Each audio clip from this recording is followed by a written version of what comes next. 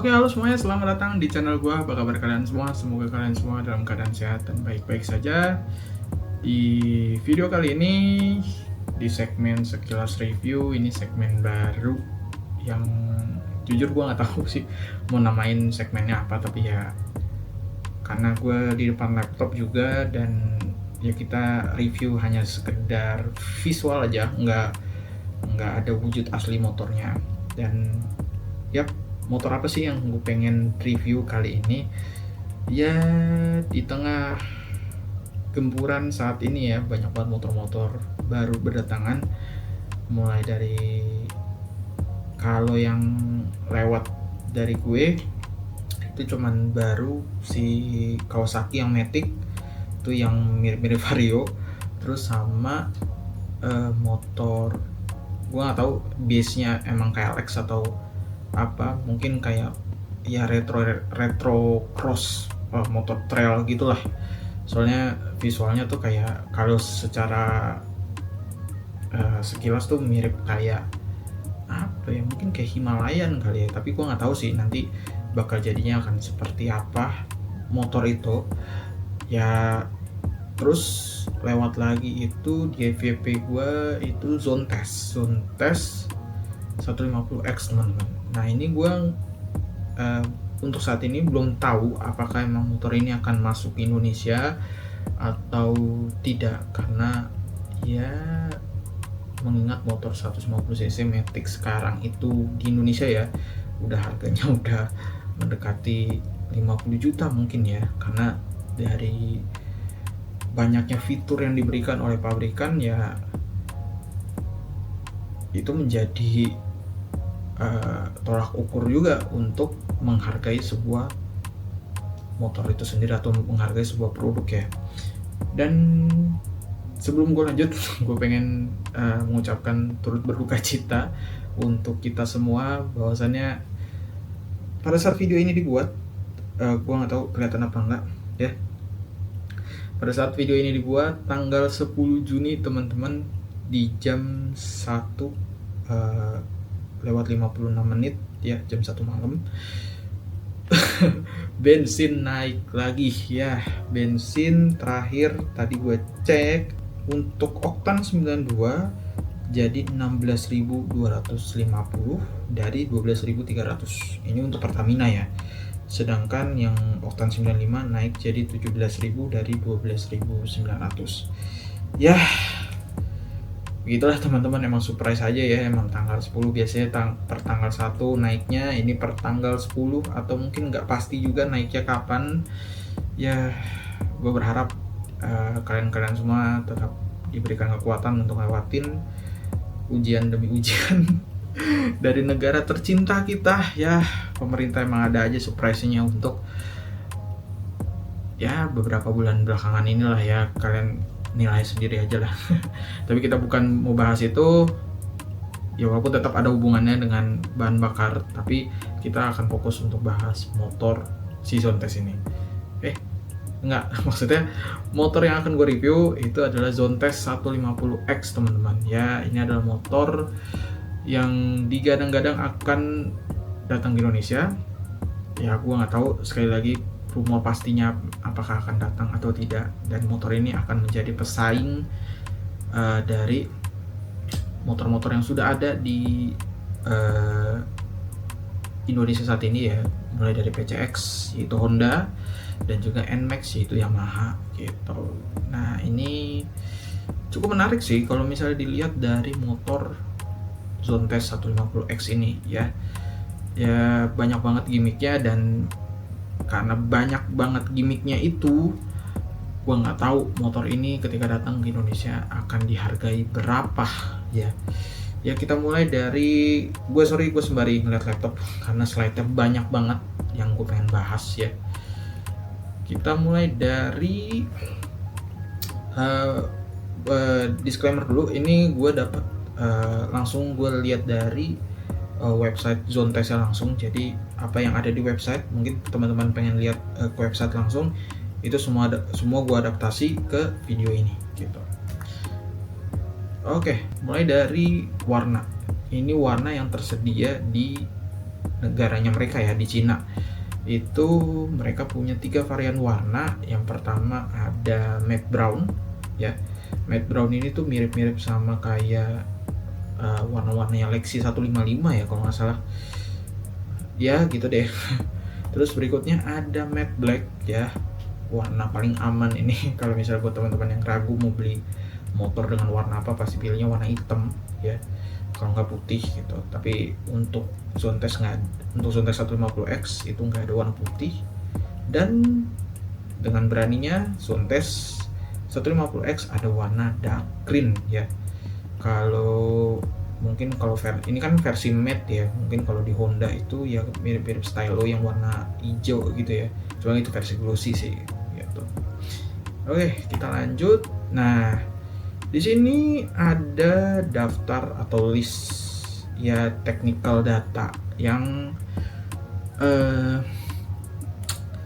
mungkin gue akan nggak bisa gue jabarin satu-satu, tapi kalian bisa lihat atau mungkin nanti sembari buka websitenya aja.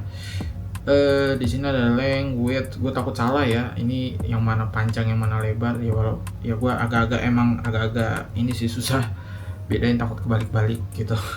Ya kalian bisa lihat aja di sini ada height juga, ada height bacanya gimana tuh, bahasa Inggris gue emang agak kurang ya. Terus ada wheelbase juga di sini. Nah ini yang menjadi concern gue mungkin di bagian mana ya. Mungkin kita mulai dari ground clearance ya. Ground clearance yang dimiliki motor ini itu 130.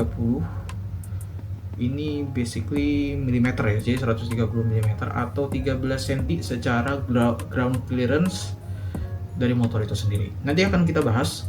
Ada yang menarik dari ground clearance yang diberikan pada motor ini ya gitu. Karena apa ya? Karena nanti kalian akan tahu lah. Ini berhubungan sama sasis juga sebetulnya gitu. Terus habis itu ada gasoline tank volume atau kapasitas tangki bahan bakar. Nah ini kapasitas tangki bahan bakar sendiri cukup impresif ya.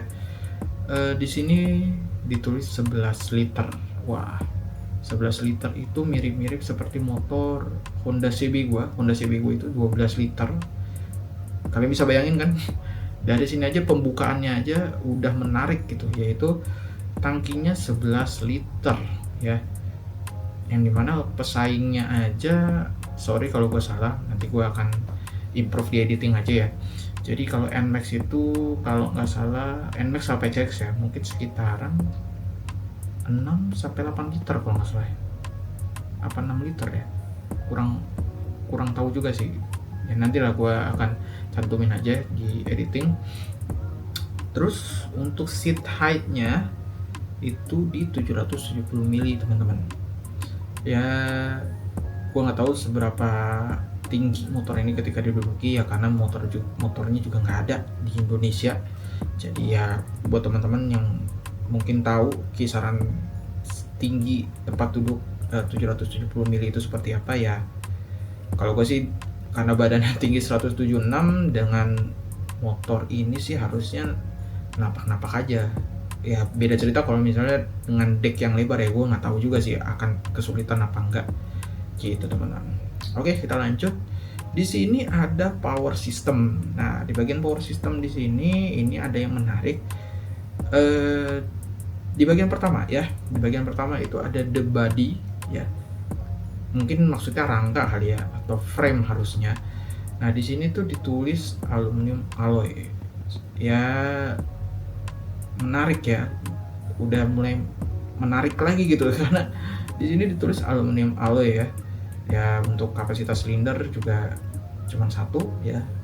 Terus habis itu untuk mesinnya sendiri ini kategorinya SOHC bukan DOHC ya, layaknya motor-motor sekelasnya. Untuk bore stroke ya gue nggak bisa ngebandingin ya, tapi nanti gue akan cantumin juga aja. Terus cooling system pastinya sudah water cooling. Terus untuk fuelnya ini menarik nih, kembali lagi ke Indis Ekonomi. Ya oktan 95 ya kayaknya ya di sini. 95 and above. Di sini ya gimana gitu. Harus minum oktan 95 di harga 17.000 ya. Ya sorry kalau misalnya gue harus bilang seperti itu, karena ya emang agak nyesek aja harganya segitu. Terus habis itu bahkan harus lebih ya gitu, mungkin 95 atau 98 pastinya. 98 itu sekarang mungkin udah sekitar 20 ribuan ya harusnya ya. Karena secara kompresi juga ini sangat tinggi, itu di 12,5 banding 1 teman-teman. Ya wajar sih memang, dengan kompresi setinggi itu nggak mungkin kan minum oktan 90 gitu. Ya gue nggak tahu juga efeknya nanti minum oktan 90 itu akan seperti apa. Tapi yang jelas mungkin ya harus ada pengetesan lebih ya terkait dengan motor ini. Apakah dia sanggup dengan kompresi setinggi itu meminum oktan 90, karena ada beberapa motor yang ya sanggup-sanggup aja, cuman gue nggak tahu ya di belakang sanggup-sanggup aja itu apakah ada efek samping ke depannya gitu ya, mengingat juga ya kualitas bahan bakar kita seperti apa ya di Indonesia gitu ya, nggak bersih-bersih amat ya gitu dah. Terus berikutnya di sini pasti sudah fuel injection ya. Terus habis itu gua nggak ngerti ini apa, electric fuel injection system by Bosch ya, dia sudah by Bosch. Terus untuk ignition system dia sudah electric. Oke. Nah masih ada terusannya di sini, ada idling speed, RPM per menit ya, mungkin ini 1700 lebih kurang ya, gua kurang paham ya, sorry. Kita skip aja. Di sini maksimum power ini hitungannya per apa nih ya, ini KW itu kilowatt ya kalau nggak salah ya. Ini 13,2 per 8700 rpm. Terus di maksimum torque-nya, nah ini Newton meter, dia ada di 15,5 per 15,5 itu didapatkan di 6500 rpm. Nanti akan gue bikin pembandingnya juga ya gitu. Terus abis itu di sini karena ada bahasa Cinanya gue ngerti ya, pastinya mungkin CVT atau apa ya gitu, karena berhubungan dengan transmisi type ya atau tipe transmisi. Terus abis itu di sini ada economical consumption of fuel liter per kilometer. Di sini ada, ini menurut klaim mereka itu di 2,1 per 100 km. 2,1 liter per 100 km. Ini mengingatkan gue sama motor saat ini gue lagi pakai, yaitu ini motor kakak gue, itu Yamaha Villano. Dia mirip-mirip 2,1 sampai 2,1 km per liter by speedometer ya gitu. Gue belum ngukur by full to full. Jadi kalau ngikutin speedometer sih berdasarkan target yang tercapai ya di speedometer itu 2,1 km per liter dengan rute kombinasi pastinya. Dan gasnya juga ya kadang gaspol, kadang ya gas santai lah gitu. Terus di sini ada frame system, kita skip. Untuk tire structure ya, mungkin ini pemilihan bannya sendiri, ini semi slick ya, ini untuk on road sih bukan untuk off road gitu ya. Dan untuk front rim size, nah ini menarik nih, ini berbeda dengan kompetitornya ya. Justru kalau kompetitornya itu lebih ke sama ya depan belakang, ini dibikin beda nih. Ini untuk bagian depan, kalau lebar pasti beda lah depan belakang. Nah ini untuk depannya sendiri itu 2,75 inch ya, atau 2,7 inch lah, 2,7 inch ya untuk lebar tapak si velg, ya lebar velg lah, dengan ring 14. Jadi ringnya 14 inch, lebarnya 2,75. Dan untuk belakang itu 3,5 inch lebarnya. Dan untuk diameter velgnya itu untuk bagian belakang beda dengan depan, di belakang itu 13 inch gitu. Dan untuk ban depan sendiri dibalut dengan ukuran 110 per 70 ring 14 dan belakang 130 per 70 ring 13 gitu ya. Basic lah untuk ukuran-ukuran Matic 150 pasti kisaran segitulah. Untuk brake system ya, untuk depan belakang sudah disc brake, jadi aman ya, nggak ada tromol belakang. Terus untuk headlamp, tail light, terus steering lamp itu semua sudah full LED. Jadi nggak ada yang kombinasi ya antara LED dengan bohlam gitu. Dan yang yang sudah diberikan sama zone test itu ABS 2 channel teman-teman. Jadi depan belakang sudah ABS gitu.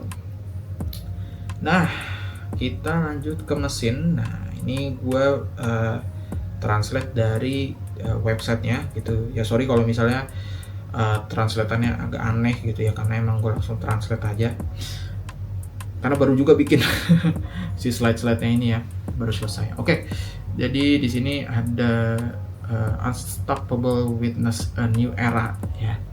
Sejujurnya gue harus translate juga sih. Ya, mesin 150 cc ini memiliki desain 4 katup ya, dan rasio kompresi 12,5:1 ya. Terus habis itu berpendingin cairan yang efisien katanya. Mesin ini menghasilkan daya 13,2 kW dan torsi 15,5 Nm yang unggul di kelasnya. Untuk Indonesia sih belum tahu ya ini seunggul apa dia gitu. Terus habis itu sekaligus mempertahankan konsumsi bahan bakar yang rendah. Silinder aluminium murni tanpa liner ya. Ini sejujurnya gue kurang paham. Piston temparingan, ini forged ya maksudnya ya, forged. Terus habis itu ring piston berlapis DLC ya. Ini setahu gue, sorry kalau salah, piston ini ring piston apa ya, aku nggak mau jawab deh, takut salah aku ya. Terus habis itu dengan tadi ya yang berlapis DLC itu memastikan pembuangan panas yang sangat baik, daya keluaran yang kuat dan efisiensi bahan bakar yang superior, pendinginan piston, pelumasan khusus, dan filtrasi oli ganda secara efektif. Nah, dia udah filternya terpisah ya, harusnya ya filternya terpisah gitu, meminimalkan kausan, menghasilkan mesin yang lebih stabil dan tahan lama ya. Menarik sih, mungkin kalau ada rezeki lebih sih pengen beli ya buat tes langsung di Indonesia. Cuman ya balik lagi karena kompresinya itu, dan ya aku juga belum ada uang kayaknya buat beli ini ya. Dan ya motornya juga belum tentu masuk Indo juga sih gitu. Oke, lanjut ya. Di sini ya seperti kalian lihat di bagian bawahnya ada 12,5:1 ya, high compression ratio, langsung ditulis ya, high compression ratio. Wah, udah diingetin tuh ya, nggak bisa minum oktan 92 bahkan ke bawah gitu ya. Ini tadi udah ya, kita skip aja. Nah, di sini ada one piece. Nah, ini menarik, banyak banget menariknya ya. Sorry kalau misalnya nanti akan banyak kata-kata menarik keluar ya, karena emang banyak gimmicknya cuy. Nah, di sini ada one piece cast aluminium frame ya. Seperti yang kalian lihat di gambar ini, ada sasis yang tidak biasa gitu, sasis yang kita temukan pada motor-motor ya, sub itu. Terus motor ya, kalau Yamaha sih ya, kedua motor itu sebenarnya basicnya sama ya, pipa-pipa juga sih. Dan akan berbeda dengan motor ini, karena motor ini tuh cast aluminium frame, berarti ini sistemnya cetak ya. Ya, kita langsung aja lihat deskripsinya ya. Rangka aluminium core, nah bener kan, dicetak satu bagian berkekuatan tinggi dan ringan, pertama di dunia di kelas 150 cc, itu betul, dengan berat tidak lebih dari 8,5 kg. Wow. Nah, sebelum gue lanjut, jadi buat teman-teman yang mungkin bukan baru lah ya, aku bukan menggurui, tapi apa ya bilangnya, konstruksi cast aluminium frame ini hanya bisa ditemukan di motor-motor premium atau motor-motor terbilang performance ya, kayak misalnya superbike gitu ya. Gue nggak tahu trail kayaknya iya deh, cuman gue nggak tahu dia emang cast aluminium apa. Setahu gue sih dilas ya gitu deh. Pokoknya yang sifatnya meringankan, yaitu aluminium ini biasanya dipakai di motor-motor performance gitu. Jadi motor-motor harian sih kalau pakai ini pasti costnya tinggi banget gitu loh. Ya pasti ada, karena di balik itu kan pasti ada R&D gitu, ada tahap pengujian dan segala macamnya, itu yang membuat mereka mahal secara produksian gitu. Tapi menarik kalau misalnya kita lanjut dulu ya. Terus berat total hanya 108 kg. Mungkin ini berat secara keseluruhan motor jauh lebih ringan daripada model sebanding di kelasnya. Konstruksi ringan ini menghasilkan pengendalian yang luar biasa, sasis yang lincah memberikan pengalaman berkendara yang intuitif dan terhubung di mana tenaga selalu tersedia. Bahkan pengendara dengan postur tubuh lebih kecil akan merasa manuver sehari-hari menjadi mudah. Ya ini emang ngebantu banget sih dengan sasis yang ringan, pastinya secara kelincahan motor akan jauh lebih bertambah kayak gitu. Tadi balik lagi ke mana ya? Oh iya, sampai lupa, benar-benar ngeblank cuy. Oke, jadi sehubungan dengan sasis ini mungkin akan jadi bahan pertanyaan dari kalian. Ya mengingat tadi yang gue bilang kan, namanya aluminium frame itu biasanya dipakai di motor-motor high performance gitu. Berbeda dengan motor-motor harian atau ya motor-motor yang mau dipakai buat tempur lah untuk harian gitu. Ya mereka akan cenderung pakai pipa besi gitu ya, pakai besi bahkan gitu.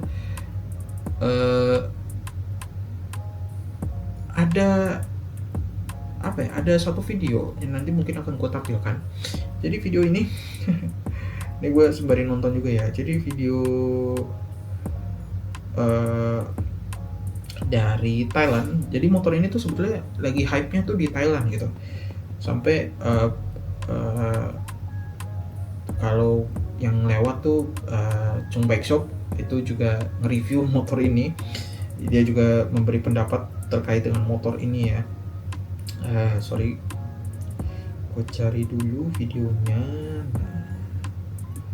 Nah ini tuh ada yang ngetes orang Thailand. Bukan orang Thailand. Iya orang Thailand. Orang Thailand gak sih ini? Ya pokoknya itulah ya. Nanti gue akan kasih unjuk aja akun yang mana. Jadi di sini tuh dia bener-bener nyoba bawa motor ini tuh terbang layaknya motor trail gitu.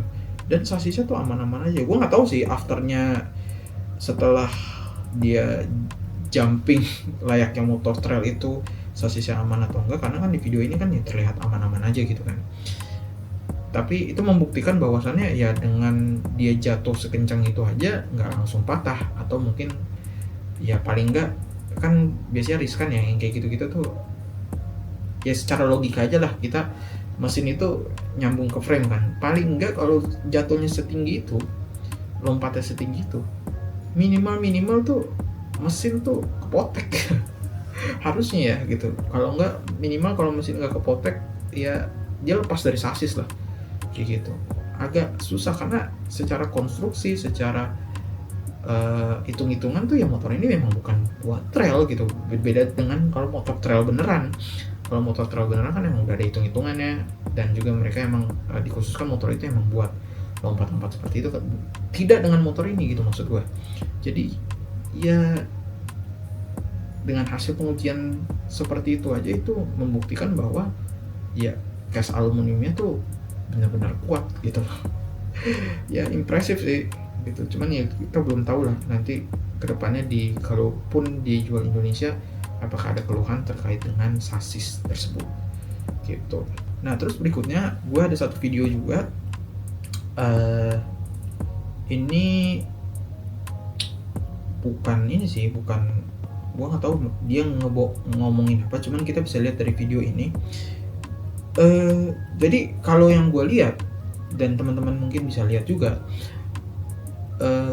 motor ini tuh mirip-mirip ESAF sebetulnya. Jadi secara engine mounting mungkin di atas, gue nggak tahu ya engine mountingnya tuh di mana, karena kalau kita lihat secara keseluruhan, bukan keseluruhan, kita lihat mendetail dari tampak samping ini, dia tuh hampir nggak kelihatan namanya engine mounting gitu. Kita nggak tahu ya engine mountingnya itu ada di bawah kah apa di atas. Kalau di atas sih pasti nggak kelihatan gitu. Dan gue ya gue berasumsi bahwa ya engine mountingnya itu di atas layaknya sasis ESAF gitu ya. Dengan konstruksi mounting atas saja terus dicoba lompat setinggi itu, berarti sedurable itu motornya gitu untuk bisa bawa se-ekstrim itu gaya berkendaranya gitu ya. Walaupun gue 100% percaya lah lu sama gue juga gak bakal bawa motor itu buat lompat-lompat sih gitu ya. Kita bisa lihat lah dari video ini juga nggak ada ininya, nggak ada engine mounting bagian bawahnya. Jadi ya kalau problemnya di Indonesia tuh pasti ngelewatin gundukan tinggi, ngelewatin polder tinggi, ngelewatin apalagi mungkin teman-teman yang rumahnya tuh kebanyakan lewat perlintasan rel ya. Kita tahu lah perlintasan rel kita kayak apa ya, bopeng-bopeng gitu ya, tiba-tiba ketemu relnya langsung aja kehajar crankcase. Nah itu pedih sih itu ya. Dengan ground clearance yang dibilang tadi 130 mili gitu ya mungkin harusnya nggak kena, tapi gue nggak tahu apakah dengan bertambahnya bobot, dengan ada penumpang di belakang dan ada barang bawaan di dalam di dalam bagasi itu, secara suspensi juga ya, apakah tetap mendukung gitu untuk motor ini bermobilitas di Indonesia gitu kan, dengan kontur jalan, dengan struktur jalan di Indonesia gitu ya. Will sih lah, gue sangat menantikan motor ini sih gitu ya. Gue bikin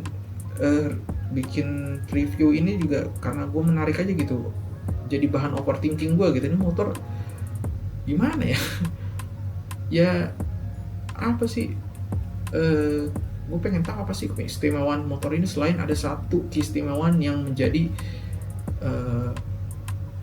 daya tarik gue gitu loh.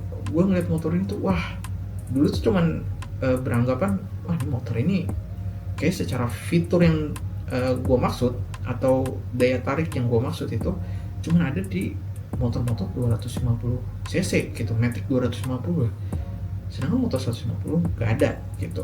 Nanti gue akan kasih tahu apa yang menjadi daya tarik bagi gue untuk nge-review motor ini. Oke, kita lanjut dulu aja ya. Tadi kita udah ngomongin sasis, terus habis itu di sini, nah ini langsung ya kita dihadapkan dengan 3 gambar. Kita mulai dari yang paling kanan dulu ya. Yang kanan basic banget soalnya ya. Untuk kanan sendiri ini secara akomodasi ya, apa-apa saja yang ditawarkan di motor ini. Jadi yang paling kanan itu sebetulnya tidak menggambarkan apa-apa. Kalian harus baca keterangannya ya. Di sini ada convenient, bacanya gimana tuh? Ada front hook ya. Pasti kalian tahu lah, ini ada gantungan. Yang dimana gantungan ini punya kapasitas ya maksimum 1 kg lah untuk daya tahan si gantungannya gitu ya. Ini kurang menarik lah. Nah ini yang tengah ini dia punya storage yang cukup untuk masukin botol 550 ml. Dan ini storage-nya nggak kiri doang ya, tapi kanan ya. Ini sama lah, cuma mirroring doang. Terus yang menarik, nah ini daya tarik yang gue pengen kasih tunjuk ke kalian adalah large capacity underseat storage ya. Ini kalau di Indonesia ini dah bagasi yang besar lah gitu di bagasi. Nah kalau berdasarkan foto, kita kan nggak tahu ya ini foto helm full face kah, helm half face kah gitu. Tapi intinya motor ini mampu membawa 2 helm sekaligus, dimana kompetitornya tuh nggak bisa. Bahkan Aerox aja itu ya, sebagai komparasi, itu ada beberapa helm tuh yang nggak support bisa langsung masuk ke Aerox gitu untuk full face ya. Tapi ya kalau full face kadang treatmentnya tuh harus dibalik gitu, batoknya atau shellnya dibalik biar si bagasinya menutup sempurna gitu loh. Bahkan kadang agak jendol dikit, agak nganga lah istilahnya, nganga dikit lah gitu. Tapi berbeda dengan motor Zontes 150X ini. yang dimana kalau kalian datang ke website, nah ini gue nggak kasih keterangannya sih di sini karena dia keterangannya tuh pop up ya, jadi gue nggak bisa kopas juga sih kata-katanya. Jadi intinya demo yang mereka fotokan ini itu pakai helm full face, dua-duanya helm full face dan muat cuy, gila. Ini sangat amat apa ya, dreamatic gue sih ya, buat teman-teman yang mungkin belum bisa mendapatkan motor 250cc Matic gitu ya, nyari 150cc tapi bagasinya besar, bisa muat 2 helm sekaligus tanpa harus ada satu helm yang dikorbankan, ya motor ini menjadi solusi sebetulnya. Dan solusi juga buat teman-teman yang emang kalau merasa motor Matic 250 itu kegedean gitu, teman-teman pengennya nyari motor 150cc Matic tapi bagasinya tuh super besar, bisa masuk 2 helm full face sekaligus. Nah motor inilah jawabannya gitu. Wah gokil sih, ini sih yang menarik buat gua karena ya mungkin suatu saat gue punya motor ini ya mungkin gitu ya, motor ini pastinya akan gue masukin barang-barang untuk touring lah gitu, udah bisa sedalam ini gitu. Ditambah ya gue cuma perlu top boxnya itu buat ngalihin kalau gue touring, tetap pen safety ya, maksudnya ya gue tambahin top box buat masukin helm gue. Jadi barang-barang sebetulnya bisa dimasukin, ya pilihannya di switch lah antara lu mau masukin barang-barang full di bagasi atau lu mau masukin barang-barang di box gitu ya, antara helm lu di box atau di barang-barang lu di bagasi atau sebaliknya lah kayak gitu ya. Seperti itu teman-teman, ini sangat amat impresif sih buat gue ya gitu, karena jujur aja untuk Matic 250cc kegedean sih buat gue, apalagi buat selap-selip ibu kota gitu ya. Gue belum bikin review, jadi gue tahun lalu tuh udah pernah bikin review tapi belum gue up karena belum sempat ngeditnya. Gue udah nyobain NMAX dan NMAX gitu aja udah kegedean buat gue nggak ngebayangin sih buat teman-teman yang pakai motor itu untuk selap-selip kota segitu aja agak susah menurut gue gitu, apalagi dengan kebutuhan yang seperti gue bilang, kalian butuh bagasi sebesar Matic 250 tapi pengennya compact 150cc, agak sulit ditemukan kalau misalnya motor ini nggak masuk ke Indonesia gitu ya. Seperti itu teman-teman, jadi itu yang membuat gue impresif sama motor ini. Lanjut, nah di sini ada confident ergonomics enjoyable riding ya. Oke, jadi berdasarkan translatannya dia bilang di sini ada ilustrasi segitiga berkendara. Jadi segitiga berkendara itu yang ada di gambar itu ada poin-poinnya ya, ada garisnya. Terus dia merancang dengan cermat mengakomodasi pengendara dengan tinggi badan 150. Jadi startnya itu yang 5 itu startnya kalau dikonvert ke senti itu tinggi badan 152 cm hingga 185 cm gitu teman-teman. Jadi emang ini secara R&D untuk kenyamanan dibuat dengan tinggi badan start dari 152 sampai 185 untuk tinggi badan kalau pakai motor ini. Lanjut lagi, sehingga memudahkan untuk menemukan posisi berkendara yang nyaman. Footpack sport opsional tersedia untuk pengendara yang lebih pendek ya, mungkin footpack yang bagian bawah ya. Terus ya ini cuma ngobrolin intinya dengan kepercayaan diri dan kontrol lebih mudah lah, intinya seperti itu. Itu teman-teman, itu untuk secara ergonomi dari riding position motor ini. Oke, lanjut. Nah, ini juga adalah gue sih baru tahunya pas gue lihat website-nya ya, tapi gue sangat kaget yang seperti gue bilang ini tuh 11 liter gitu, dimana kompetitornya tuh nggak segini gitu.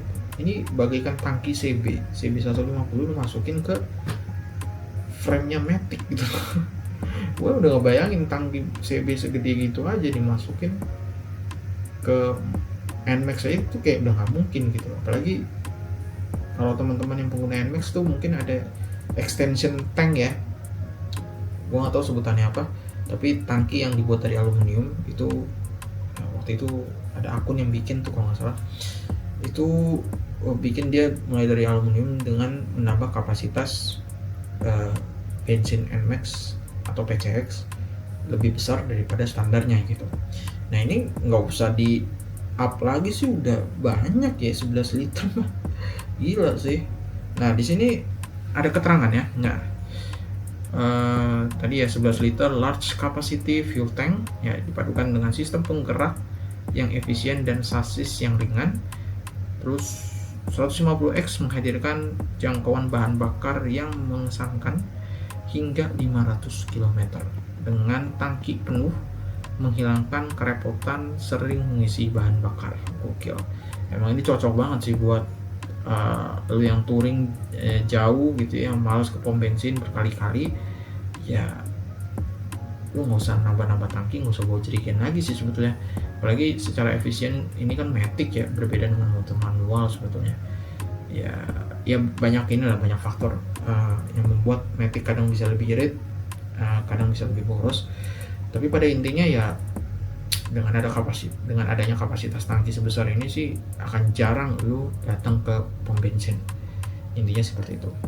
Terus berikutnya di sini ada purpose built tires. Nah ini gue akan bacakan. Secara efektif meredam benturan keras untuk kualitas berkendara yang superior dan kenyamanan menyeluruh. Suspensi belakang memiliki desain tabung ganda. Nah sebenarnya yang gue tahu kalau tabung ganda tuh kan mirip-mirip Aerox ya, atau mirip-mirip NMAX itu yang tipe tertinggi. Cuman di sini tuh nggak ada wujud subtanknya. Mungkin ini kali yang bagian atas itu ya, itu mungkin dia sudah built in di atas spring ya, itu mungkin subtanknya, gue nggak tahu juga. Tapi intinya sih seperti itu menurut gue gitu. Jadi dia bilang memiliki desain tabung ganda, karena di sini nggak ada visualnya tabung gandanya, tidak terpisah tabung gandanya. Jadi gue mengasumsikan tabung gandanya itu yang di atas springnya itu. Mana lagi tadi, dengan preload. Nah menarik nih, dia sudah standarnya udah dapat preload yang dapat disesuaikan 5 step ya, menawarkan adaptasi fleksibel terhadap berbagai kebutuhan beban.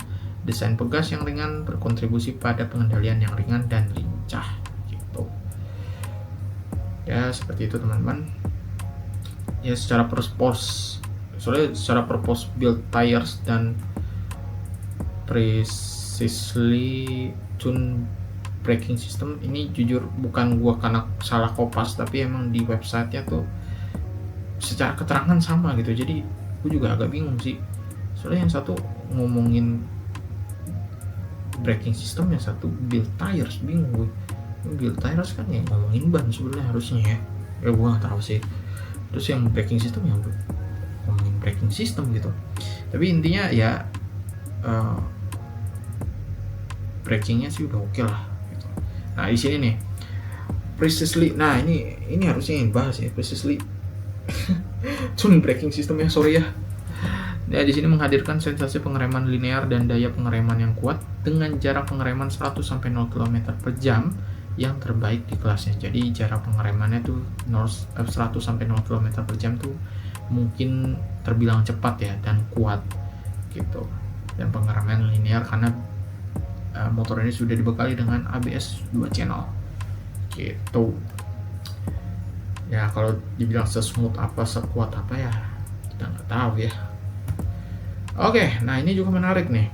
Ini sih dari beberapa pabrikan sudah menerapkan speedometer ini ya. Ya di sini adalah teknologi enable seamlessly connected. Di sini ada 5-inch TFT full color HD instrument display ya.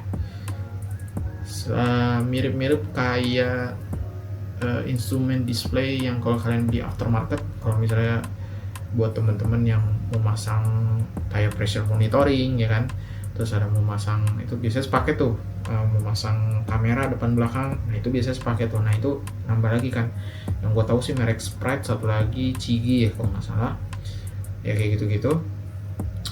Nah ini tuh bukan lebih kurang ya, kayak ukurannya sama gitu, sama yang ada di motor ini. Oke, dan di sini deskripsinya semua informasi penting kendaraan dalam sekejap. Pilih dari 3 tema UI, jadi ada 3 tema UI yang ada. Kalau sesuai website itu ada 3 slide lah.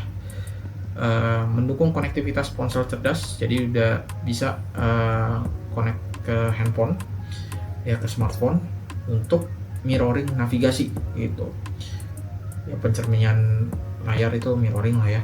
Terus habis itu ada nah ini gue nggak tahu nih ya, dan pembaruan jarak jauh OTA ya, mungkin itu sistem navigasi yang ada di motor ini beda mungkin dengan navigasi yang ada di NMAX ya. Kalau NMAX tuh antara NMAX sama Aerox tuh kebalik ya, soalnya beda vendor kayak bilangnya. Yang satu Garmin kalau nggak salah, yang satu apa gitu. Nah ini tuh mungkin nama sistemnya ya, OTA gitu, OTA. Tersedia serangkaian fungsi praktis lengkap termasuk koneksi Bluetooth ponsel. Nah ini ya bisa dikoneksiin. Kalau mirroring gue nggak tahu ya, mirroringnya tuh apakah nanti lewat Apple CarPlay, Android Auto, karena di sini nggak dijelasin, atau via kabel yang gue nggak tahu juga. Tadi apa? Termasuk koneksi Bluetooth ponsel, tampilan dan menjawab panggilannya. Ini beberapa kompetitor udah ada. Pemantauan tekanan ban. Nah, pemantauan tekanan ban. Nah, di sini nah kalau kalian lihat di gambar pertama ini, di pojok kiri bawah itu ada front wheel dan rear wheel ya. Pojok kiri bawah itu ada 2,4 bar ya, mungkin ini antara tekanan bannya gue nggak tahu, kayaknya sih tekanan ban harusnya, karena kalau setahu gue kalau misalnya yang kayak gini-gini tuh pasti ada satuannya antara KPA atau PSI. Nah ini cuman bar gitu ya, gue bingung mengasumsikannya ini apakah tekanannya kah atau apanya, gue nggak ngerti, tapi harusnya sih tekanan.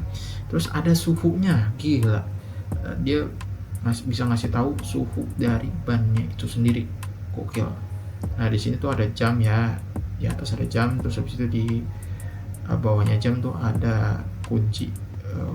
Mungkin ini bukan kunci ya, apa kunci ya, kayaknya sih kunci ya. Ini mungkin notif buat connect smartphone ya, nanti kita lihat ya, soalnya kalau nggak salah tuh ada logo yang sama juga dengan yang berhubungan sama kunci ini. Nah, terus habis itu speedometernya seperti ini, terus ada tripnya seperti itu, odonya seperti itu, tampilannya ya untuk bensin dan bawahnya itu apa? Gue lupa sumpah itu bawahnya apa. Ya itulah intinya. Ya terus habis itu, nah ini slide keduanya itu ada tampilan yang berbeda. Ini tampilannya di UI satunya lagi, dia tuh kayak lebih simple, nggak rame. Kalau tadi kan lengkap banget ya, sampai ada tire pressure-nya gitu ya. Kalau di sini cuma RPM, kecepatan, odo, sama bensin, indikator, sama jam. Nah berikutnya ini dia. Ini tampilan navigasi ketika sudah diaktifkan ya pada motor ini. Nah mungkin ini adalah yang dimaksud dengan OTA ya, sistem navigasinya dia. Ya di sini bahasa Cina yang gua nggak akan bisa translate ke kalian juga, tapi pada intinya kalian bisa mengasumsikannya sendiri fitur-fitur yang ada di dalam navigasinya kayak gitu. Oke lanjut. Nah di sini tuh menarik ya, ini gimmick lagi gitu. Ada Generation 3.0 Keyless Control System. Sistem kontrol tanpa kunci generasi 3.0 mendukung komunikasi. Nah ini gue nggak tahu apa. CAN untuk interaksi waktu nyata dengan ECU, panel instrumen dan komponen lainnya. Dilengkapi dengan kemampuan 4G, GPS dan Bluetooth, kunci jarak dekat Mini ini memberikan energi pada setiap perjalanan bahkan sebelum Anda berangkat. Ini mirip-mirip kayak smartwatch ya, kayak smartwatch yang gue punya tuh ada, itu Huawei Band 9 ya kalau nggak salah, itu sekecil itu nih, kayak gini dah. Aduh. Nah sekecil ini nih, gue kira kan hadiah ya, itu hadiah entah lu beli motor atau apa gitu, hadiahnya itu gitu. Cuman itu emang ternyata bagian dari gimmicknya mereka gitu loh ya. Jadi kalian nggak perlu kantongin kunci, jadi tinggal pakai aja di sini ya. Agak rame kalau misalnya kalian udah pakai jam, pakai ini juga gitu kan ya, jadi heboh gitu loh. Apalagi yang nggak suka, misalnya di sini ada jam tangan kiri kalian, terus kalian mau taruh sini, biasanya ada orang-orang yang kayak gua nggak suka taruh benda apapun kecuali gelang. Kalau gelang masih bisa ditolerir, tapi kalau udah bentuknya kayak jam itu gua kurang nyaman. Jadi ya bersiap-siap aja sih, kalau kalian punya motor ini bakal rame tangan kalau kalian cuma pakai satu sisi modelan jam tangan seperti ini gitu. Jadi kalau secara visual tuh ada 2 jam tangan yang kalian pakai di satu sisi tangan kalian gitu ya. Ini menarik sih ya. Bentuknya seperti ini. Kalau mungkin secara pengalaman gue pakai Vilano ya, itu kan dia keyless ya gitu, itu tuh kadang suka kelupaan, kadang suka ketinggalan kan. Bahkan kalau kalian punya konsol tertutup tuh kadang suka ketinggalan di dalam storage konsol box kalian itu. Nah itu ini meminimalisir terjadi ketinggalan sih. Jadi kalau kalian udah kunci rapet, udah tinggal aja. Nggak perlu lagi balik, kunci di mana gitu, nggak perlu ngerokok kantong tuh nggak perlu. Wah keren sih, ini inovasi juga ya. Gua nggak tahu kalau di Cina apakah semua pabrikan di Cina itu sudah semaju Zontes ya, karena mereka emang maju banget tuh gitu. Oke lanjut. Nah di sini ada Zontes Smart. Nah Zontes Smart ini tuh aplikasi ya. Nah mungkin nanti akan gue pause beberapa, tapi gue akan baca dulu keterangannya. Zontes Smart menawarkan berbagai fungsi manajemen kendaraan, termasuk kontrol kendaraan jarak jauh ya. Ini mirip-mirip kayak Yamaha juga sih. Terus akses data kendaraan, otoritas kendaraan untuk pengguna lain, pelacakan perjalanan dan peningkatan jarak jauh. Ya mirip-mirip kayak Yamaha sih. Nah kalau dari lihat videonya, ya perlu kita fokus videonya. Sorry kelewatan. Nah di sini tuh di aplikasinya, di situ ada sisa bahan bakarnya, terus mungkin sebelahnya yang indikator bensin itu mungkin range-nya ya, mungkin range kilometernya tinggal sisa 26 km lagi. Terus di situ ada notifikasi, ada sebelah kanannya lagi ada lonceng notifikasi, bawahnya ada Bluetooth. Nah di situ ada kayak semacam tombol non fisik ya di situ ya kan apa sih smartphone gitu. Di situ ada tombol unlock sama lock gitu ya. Nah terus habis itu di bawahnya itu ada kayak refresh, terus tengahnya itu ya Zontes lah. Gua nggak tahu itu tombol apa bukan, tapi yang atasnya itu kayak logo Google Maps gitu. Gua nggak tahu, kayaknya sih itu itu tadi yang pelacakan kendaraan gitu ya, tapi gue nggak tahu apakah pelacakan kendaraannya ini berdasarkan real time atau tidak gitu untuk pelacakan kendaraannya.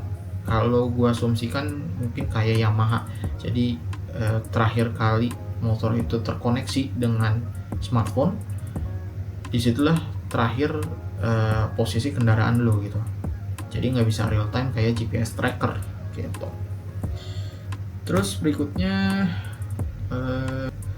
di sini ada 88 km, di bawahnya itu ada logo service. Nah, ini gue bisa asumsikan kalau 88 km itu sisa jarak yang ditempuh sebelum nanti harus melakukan servis. Nah, sebelahnya itu ada tegangan aki gitu ya. Terus bawahnya ini kalau dilihat secara dekat, nah ini di sini ada satuannya, di sini ada KPA ya. Di sini KPA berarti ini menunjukkan tekanan ban gitu. Tapi gua nggak tahu bedanya atas sama bawah ya, kalian bisa lihat nanti mungkin, atau di pause dulu biar translate dulu ya. Ya seperti itulah teman-teman. Ya intinya sih ini tire monitoring sistemnya tuh berlaku untuk di smartphone juga, gokil ya. Jadi nggak cuman di speedometer, tapi di smartphone juga kalian bisa akses tire monitoring sistemnya gitu. Terus nah berikutnya, tahu lagi bedanya apa ya, cuman dari keempat yang di atas ini, di bawah trip itu ada 35 km per jam. Ya kalau kanan ini bisa gua reka lah, di sini ada 2,5 km per liter ya, 2,5 liter per 100 km ya konsumsi bahan bakarnya. Ini 180, gua nggak tahu itu apa, mungkin 180. Oh 180 mungkin gua asumsikan ini trip ya, trip yang kalian lewatin selama kalian menggunakan motor ini. Dan sebelah kirinya yang 115 itu mungkin rata-rata kecepatan yang kalian pakai motornya ya gitu. Dari situ di bawahnya ada odo juga, dan di bawahnya lagi gua nggak tahu itu apa ya. Ada banyak logo di situ dan ada banyak bahasa Cina-nya di situ. Lanjut dulu ya, seperti itulah jadi lebih kurangnya dari zone test smart ini gitu. Oke, berikutnya, nah kita akan bahas yang pertama adalah lampu. Nah, buat teman-teman yang nggak tahu, teman-teman melihat lampu ini seperti apa, tapi menurut gue sih cukup oke ya, gitu. Entah kenapa dari berbagai motor Cina yang pernah masuk ke Indonesia atau yang sudah di-deliver atau sudah dijual di Indonesia, ini lebih futuristik sih, ya. Tapi emang model-modelan zone test atau ya model-modelan zone test lah, model-modelan zone test yang udah dijual di Indonesia tuh rata-rata futuristik sih bentuk-bentuknya ya. Dan termasuk motor ini gitu, dia sudah dilengkapi dengan 4 buah LED. Nah ini kayaknya proyektor ya harusnya, 4 buah LED proyektor. Dan lampu jauhnya tuh tadi kalau gua nggak salah lihat tuh, lampu jauhnya tuh yang kanan kiri, yang paling pojok, yang tengahnya itu lampu dekat ya. Soalnya di videonya itu lampu dekatnya yang nyala tuh cuma tengah gitu. Nah di sini juga ada DRL-nya LED. Ini tuh bentuknya X gitu ya. Nah, itu menggambarkan dari 150X, ada X-nya gitu. Nah ini yang menarik adalah karena desainnya seperti ini tuh bisa lu kreasikan untuk menambahkan lampu tambahan gitu ya. Kayak model-modelan Duromoto tuh ada Duromoto X3 ya, yang 3 mata tuh kalian bisa taruh di bawahnya. Atau mungkin yang mau X1, gua nggak tahu nih ya, yang X itu kan ada lubangnya kiri kanan ya, itu emang buat pendinginan atau emang harusnya sih bisa ditaruh situ ya, untuk mini biled ya atau mini proyektor gitu bisa ditaruh situ. Ya intinya sekreatifnya kalian lah kalau mau naruh lampu tambahan. Jadi nggak perlu tuh yang namanya kalian harus beli crash bar lagi, naruh lampu di situ lagi, ribet gitu. Ya walaupun sebetulnya ini juga ribet sih masangnya gitu, cuman kayak lebih cantik aja gitu, lebih apa ya, lebih nggak rame gitu loh, nggak kebanyakan bracket kalau ngeliatnya gitu. Nah yang kerennya adalah, mungkin kalian akan tahu video ini. Nah harusnya beberapa dari kalian sih udah tahu ya video ini. Jadi ada orang Vietnam ya, nggak tahu kelihatan apa enggak. Nah ini ada orang Vietnam, dia bikin tutorial pasang apa sih, kamera ya. Nah itu yang gue bilang tadi tuh, yang kalau kalian beli paketan dari Chigi atau beli paketan dari Sprite-nya Retouch gitu ya, itu tuh ada yang paketan dia dapat kamera depan belakang. Nah lu nggak usah lagi ngelubang-lubangin manual gitu. Di sini tuh sudah disediakan untuk kamera cuy. Penempatan kamera ini tinggal dibolongin aja. Gila, sedetail itu untuk Cina bisa bikin apa ya, desain untuk naruh kamera aja tuh udah gokil sih menurutku ya. Tapi mungkin emang di sana tuh ya karena Sprite atau Chigi ya, gue gak tahu Chigi, cuman kalau Sprite dari Cina gitu ya, mungkin karena mereka juga sudah sudah ada inovasi itu di negaranya dan sudah diterapkan di beberapa produknya. Ya mereka menerapkan di produk mereka untuk mendukung part-part atau gadget-gadget yang mereka produksi juga di negeri mereka sendiri gitu. Wah, gila ya, ini dipikirin banget sih gitu. Nggak cuma depan tapi juga di belakang teman-teman. Nanti kita lihat ya belakangnya itu di bagian mananya. Nah di sini ya ini siluet ya. Tadi sih mau gue visualin tadi ya, misalnya kayak Duromoto X3 ditaruh di bagian bawah, atau mungkin Duromoto X1 ditaruh di kanan kiri gitu ya, cuman waktunya nggak banyak, gue udah keburu ngantuk sebetulnya buat ngedit begitu ya. Seperti itu teman-teman, ini untuk visual tampak depan.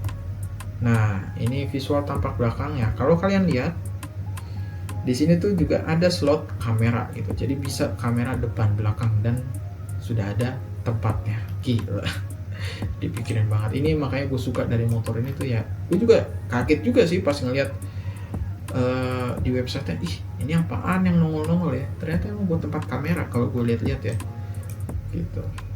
Nah kita akan bahas kembali lagi ke shock ya.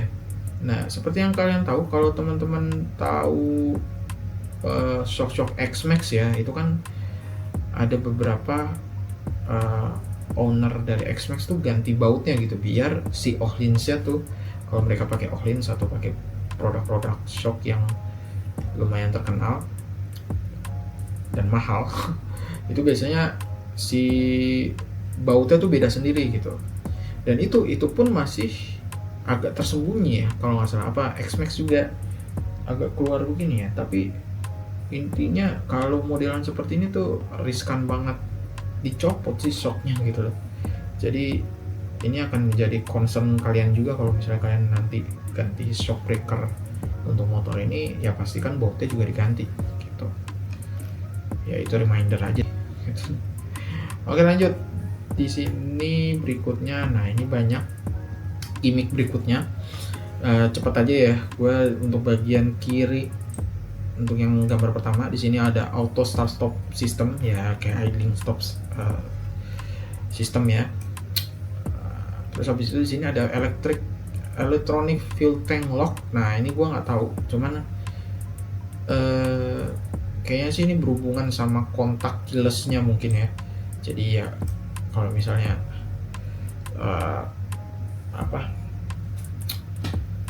yang nggak bisa diakses kalau misalnya nggak ada keyless ya gitu aja.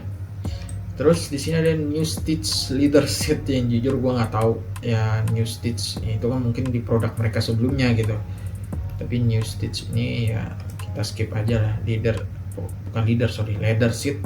Nah leathernya ini yang kalau gue lihat kulitnya modelan keset kayak jok motor balap harusnya gitu kalau yang gue lihat sih, soalnya nggak ada glossy-glossy-nya sama sekali nih kulit nih.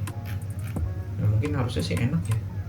Nah jok ini memberikan dukungan yang baik dan sirkulasi udara yang baik. Nah ini ada dua kemungkinan, antara kulitnya anti air atau enggak anti air, karena dia ngomong sirkulasi, harusnya sih dia bolong-bolong ya gitu. Sehingga secara efisien menghilangkan panas dan kelembapan untuk menjaga pengendara tetap kering setiap saat. Profil jok yang berkontur memberikan dukungan lumbar alami yang secara signifikan meningkatkan kenyamanan berkendara. Ya, ini memang buat motor-motor perkotakan sebetulnya. Nah di sini juga ada yang menarik dari high mount air intake ya, atau di Indonesia kan ini air intake yang tinggi lah gitu. Saluran masuk udara yang ditinggikan meningkatkan kemampuan sepeda motor dalam menerobos air, memungkinkan pengendara untuk melewati genangan air dan kondisi basah yang menantang dengan percaya diri. Nah, setinggi apakah itu kita belum tahu, karena biasanya kalau motor-motor begini, apalagi dia sudah klaim seperti itu, biasanya ada demo motor ini direndam. Cuma kan kita nggak tahu ya, kita belum lihat gitu. Terus di sini ada newly design exhaust ya, dan di sini gue belum translate ya.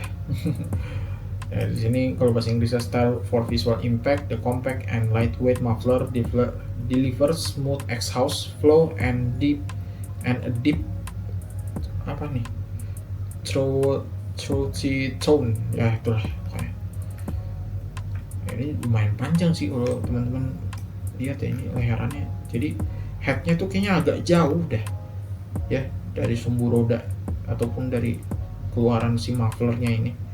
Dan yang gue suka nih, mufflernya tuh simple ya, keren gitu desainnya, nggak yang trapesium lah bentuknya, apalah yang heboh gitu.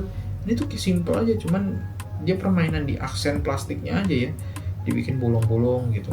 Kalau kenapa tuh sih desainnya sih apa namanya ya, itu aja, simple aja gitu ya. Itulah berikutnya. Nah, di sini ada fitur lagi di motor ini. Wah gila, gue sampai capek ngebahas motor ini tuh karena gimmicknya dan fiturnya kebanyakan gitu.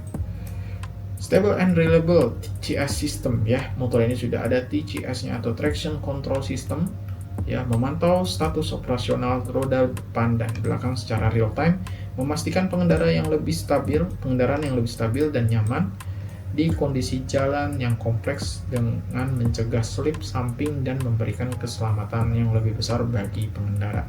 Jadi nggak usah khawatir, motor ini sudah ada TCS sistemnya depan dan belakang gitu ya, karena visualnya wow, ini modul TCS ya bilangnya. Ini modul TCS-nya yang kalau kalian lihat di gambar itu ada dua ya, depan belakang. Wah, sangat menarik motor ini. Dan kembali lagi ya, motor ini sudah dual channel ABS system, memungkinkan pengendara untuk mempertahankan kendali kendaraan yang percaya diri dalam situasi tak terduga apapun, baik di pasir, jalan basah, atau salju. Wow, gila. Sistem ABS memberikan kepercayaan diri untuk kendali yang tegas. Tegas juga tuh. Ya, seperti itu untuk sekilas review terkait dengan Zone Test 150X ya teman-teman. Ya, gue sangat tidak sabar sih untuk bawa motor ini berasa kayak beli ya gue ya. Ya intinya motor ini tuh menurut gue secara desain tuh cakep ya, secara desain cakep, futuristik banget. Dan ya kalaupun ini motor masuk Indo, gue udah ngebayangin nih modif ala touring simple kali ya, emang karena motor ini ya, karena gue basicnya tuh petouring gitu ya. Ya apa ya, kayak seru gitu bawa motor ini buat touring gitu, buat perjalanan jauh gitu. Tapi mengingat ya itu balik lagi ya, kayak kompresinya ketinggian gitu ya. Ya kalian tahu lah, gue baru nonton video yang Mas Rang yang Sumatera gitu ya. Gue juga pernah touring Sumatera, jadi gue tahu rasanya touring Sumatera itu seperti apa. Lu nggak banyak pilihan soal bahan bakar. Syukur-syukur itu pun syukur lu dapat Pertamax, tapi kalau enggak ya lu minum Pertalite. Nah itu yang menjadi concern gue terhadap motor ini, apakah dia bisa minum Pertalite sekalipun dibantu sama, mungkin ya kalau kalian tahu itu ada fuel katalis ya, namanya BRQ gitu ya. Gue nggak tahu apakah mumpuni motor ini walaupun dikasih fuel katalis seperti itu gitu. Dan yang gue suka di sini tuh, gue udah lihat ada postingan Thailand gitu, mungkin ada beberapa juga yang kalian bisa lihat juga ya. Ini tuh dimodif baru stangnya aja ganteng banget cuy, ini videonya ya. Nah ini baru stangnya aja cakep banget.